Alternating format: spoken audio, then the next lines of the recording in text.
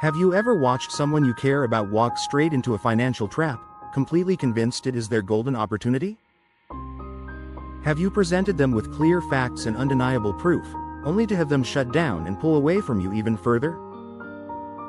If you have felt that specific kind of helpless frustration, then you already know a profound and counterintuitive truth.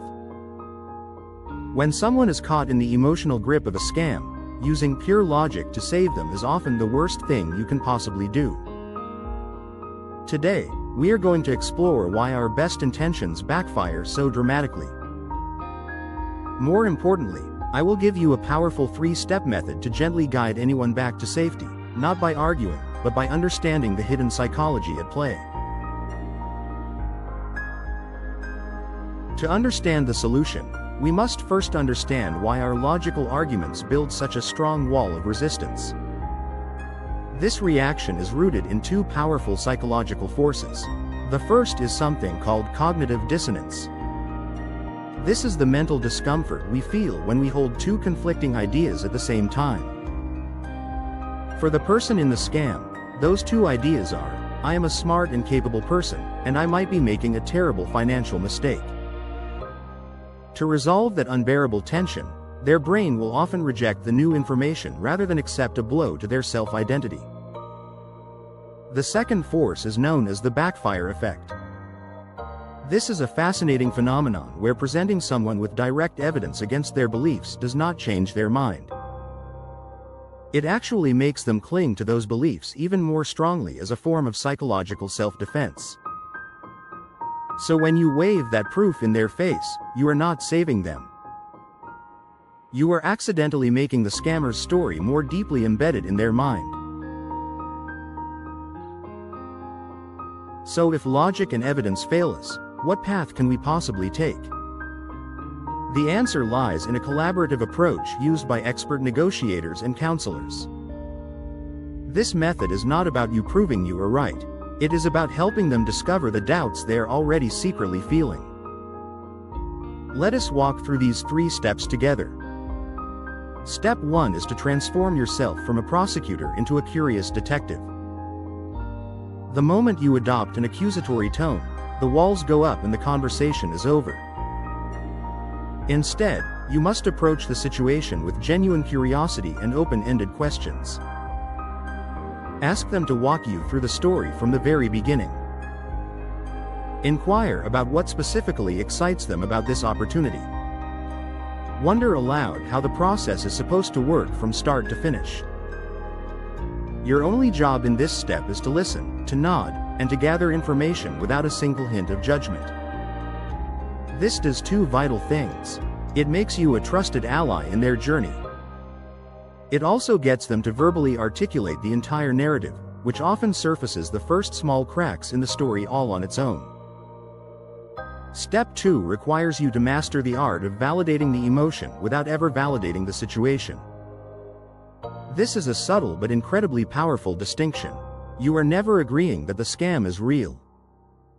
Instead, you are acknowledging the very real human emotions that the scammer is exploiting. For example, you can say something like, "It makes perfect sense that you feel so hopeful about this. If it is real, it would genuinely solve the financial stress you have been under. That is a completely understandable feeling." Or you could say, "Anyone would be tempted by a promise like that. It is designed to be incredibly appealing." This validation is a psychological lifeline. It tells the person you see their intelligence and their good intentions. It also separates their self-worth from the bad decision, effectively disarming the cognitive dissonance that was forcing them to defend the scam. Step 3 is where we strategically introduce doubt, but we do it using one magic word, we. We is the language of partnership. It is you and them against the problem, not you against them. This is where we can gently apply pressure to the cracks we found in step 1. You can say, "You know, a common rule for any real investment is that they give you time to do your research. What if we just take one single day to look into this company together from a different computer?" Or you could suggest, "It is always smart to verify things from a second source. Why don't we together call the real customer service number for your bank? the one on the back of your card, and just ask a hypothetical question. This collaborative framing makes the act of verification feel like a shared, smart project. It is not you checking up on them. It is the two of you being prudent and cautious as a team. The goal is to guide them to the water of truth and let them take the drink themselves. While this three-step method is powerful, we must acknowledge the critical moment when collaboration fails and you must shift from guide to guardian.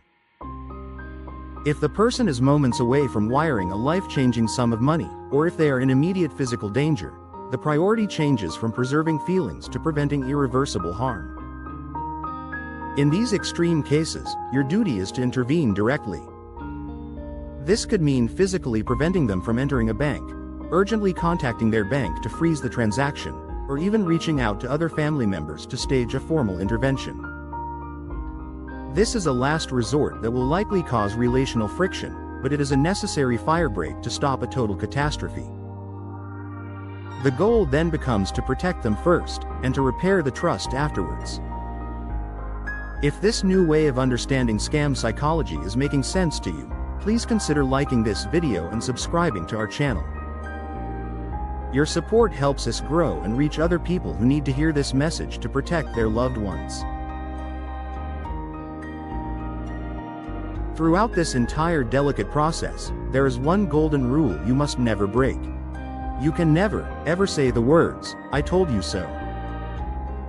The moment they start to see the truth, your response must be one of pure support and relief.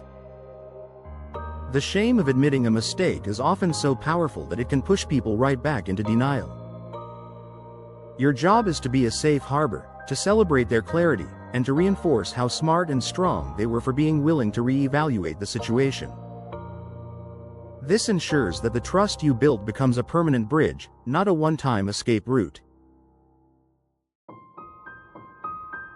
Trying to reason someone out of a scam with cold, hard facts is like trying to navigate a storm with a map but no compass. You have the right information, but you are using the wrong tool for the emotional tempest they're in. The real goal is not to win an argument as a critic, but to stand firm as an ally. Like a lighthouse, you do not chase the ships lost in the fog. It simply stands firm, emitting a steady, consistent, and reliable beam of light that guides them safely back to shore. Your calm presence, your empathetic questions, and your collaborative spirit are that light. You now have the power to cut through the manipulative fog of any scam, not with the blinding glare of logic, but with the guiding light of true understanding. Thank you for watching.